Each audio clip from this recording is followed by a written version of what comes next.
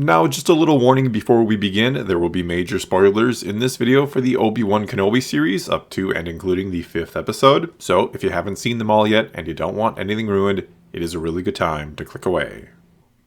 Okay, so with just one episode of the Kenobi series left to go, all roads are leading us back to where it all started, and where some would argue it should have remained.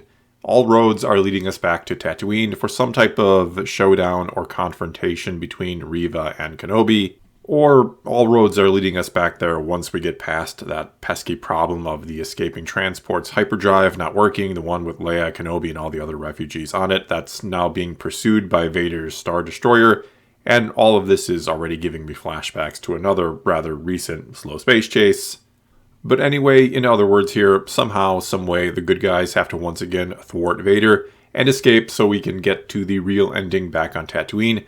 Kenobi has to get back there just in time to save and protect Luke, something that maybe would have been easier had he never left the planet in the first place, but whatever, we had to get our promised rematch of the century between him and Vader. We had to do that in order to really add to the story of these two characters, or to really sell the show to the masses and to make sure everyone subscribes to Disney Plus to see it. Anyway, once that rematch is done and out of the way, we can then get to the real heart and purpose of the series, beyond getting those subs to the streaming service that is, which is of course to cement Reva as one of the next great characters of Star Wars. That's what we've really been building to this whole time. And yes, I am being a bit hyperbolic and or sarcastic here. As I've said before, I don't have any problem with the idea that this series, even though yes, it's called Obi-Wan Kenobi, which means it should mainly be about him, but I don't have a problem with it introducing and creating a new and intriguing character or two, that it even focuses on them to some degree. We'd no doubt be complaining right now or call it bad writing or flawed if no other characters stood out at all besides Kenobi and or Vader. And I also pretty much assumed from the very beginning, or even after we heard Hayden would be returning to play Vader, that we'd likely have some type of other prominent antagonist to go along with him, that there'd be someone else doing his dirty work essentially, but that wouldn't be too heavily featured in the series. Even though if they really wanted to do that, feature other characters in this, I'd argue the show could have just sort of been reframed or renamed, with that maybe cutting down on some of the complaints. Call it something a tad cheesy like Star Wars: The Dark Times, then make it a bit longer, give the story a bit more range and depth overall, with a couple other subplots while still focusing a good deal on the main plot and those characters, on both Kenobi and Vader, including then all sorts of flashbacks between them. I don't know, do something like that if you really wanted to focus on other characters instead of calling the series Obi-Wan Kenobi and then having that titular character essentially getting dragged from place to place thanks to Leia always getting into trouble or being kidnapped multiple times, and that leads him to bumping into Vader a couple times along the way just because again, I don't know, the idea of the rematch of the century between those two is what is going to sell to the masses, all the while there's little to no tension in the story because, well, we know how everything has to end for the vast majority of these characters. Which is, of course, the real problem with Reva presumably now going after Luke in the upcoming finale, with it likely being the final climactic event of the whole series. And that problem, for one, is we know nothing all that bad can happen to Luke, to the one she's going after, in order to get back at Kenobi, I guess. Maybe she's mad that he left her hanging, that she didn't help him fight Vader like he kind of said he would. Or maybe she's just very intrigued by that oh-so-detailed message left by Bail Organa, the one that Obi-Wan also didn't bother to delete off his communicator.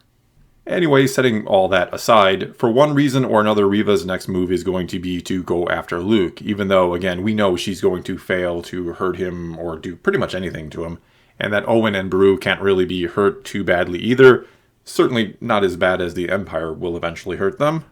Heck, we even know, thanks to everything we see in A New Hope, that Reva shouldn't even encounter Luke or directly endanger him, short of, I don't know, her standing over him menacingly and threatening him, I guess, making herself seem like nothing more than a crazy woman who wandered in out of the desert.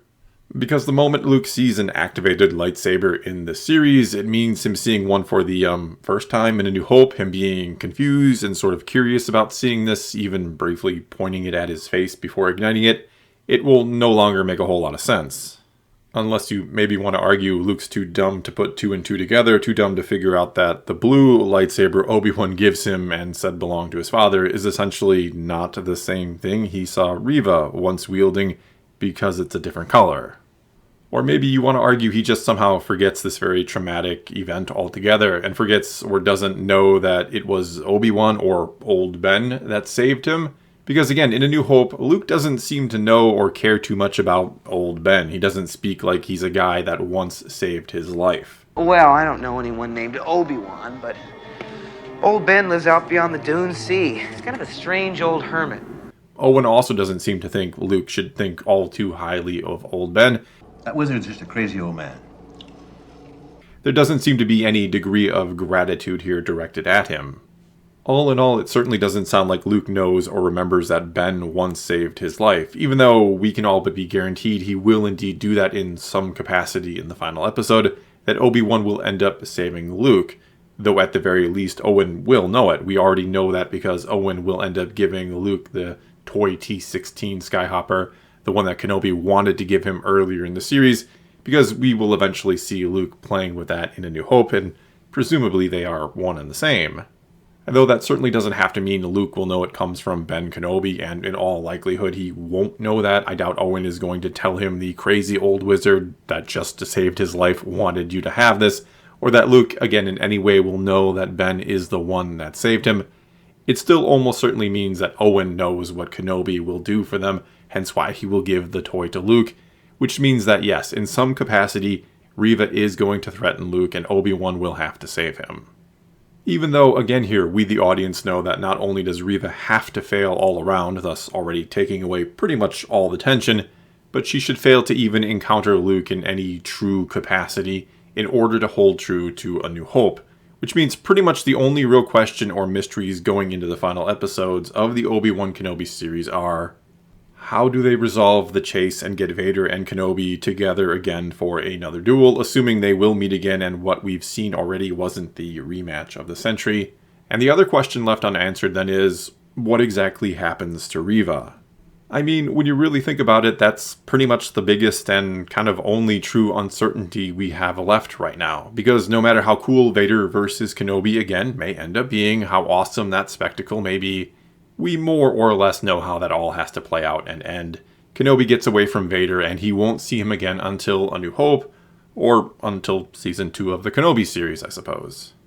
And so the real question then is, in regards to the big Reva and Kenobi ending we have coming up, is just how big do they want to go with it? Will they not care about what A New Hope implies about what Luke does or doesn't know about lightsabers, what he apparently thinks, or how much he knows about Ben Kenobi, just to make Reva's finale more spectacular? And don't get me wrong here, you can certainly like Reva and be interested in what happens next for her character. I even said in my review of episode 5 that her performance and reveal in that episode was one of the best and most interesting parts of it. She put on quite a performance when she was allowed to do something more than just be angry and look evil. And sure, it wasn't exactly the most shocking or original reveal we've ever seen in Star Wars, and one could argue there could have been more from her earlier, that going so secretive with her was strange considering the opening scene of the series heavily implies she was one of the younglings, and that her story was bound to be intertwined with Anakin's already, especially when it's revealed she knows he and Vader are one and the same.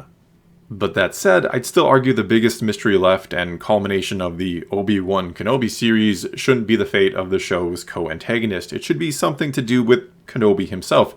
There should have been more of a focus on something profound with him, something profound coming about or coming to the surface and then him having to deal with, though I'm sure they'll try to make it seem like that's been the case all along, when in the very final shot of the series, he'll finally be able to commune with Qui-Gon and start his Force Ghost training.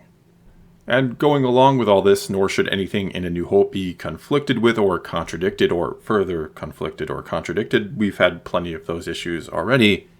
None of that should be done just to build her up, just so she can, I don't know, ride off into the sunset and get her own series in the near future, assuming that's how it'll end for her, which seems the most likely scenario. I'm going to assume that maybe there is a lightsaber duel of some kind between her and Kenobi, one hopefully Luke doesn't see, but that Kenobi talks her down and then lets her go. Though I don't know how much sense that would actually make, that Kenobi could or would let someone who very much knows Vader and could, in theory, go back to him with information about what or who Kenobi is hiding on Tatooine. And yes, I know that Vader left her for dead, and in all reality, they're not friends anymore, you could say. And it's kind of unlikely then that she would go and tell Vader all of this. And Obi-Wan would probably also believe that without even knowing about their fight between them, between Vader and Reva, that she'd be unlikely to do something like that. Problem is, Reva is still a pretty evil character at this point. It's not like she's been redeemed and wants to fight the good fight. She's just after vengeance. So there is still a chance she could go back to Vader and tell him where Kenobi is and what he's been up to for all these years. There's also the possibility she might try to face him again, and to spare her life when she fails yet again, she tells Vader all about Kenobi and Luke. And in all reality, even a small chance of any of those scenarios happening is a chance Kenobi should not be willing to take. In all reality, the series should end with Reva's death, but something tells me that's about the last thing that's going to happen.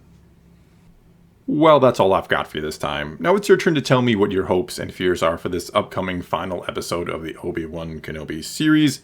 Do you think Reva will live or die, or how does her story end for now? Whatever the case may be, you know what to do. Leave your comments below. Let's talk some Star Wars. And until next time, thanks for watching.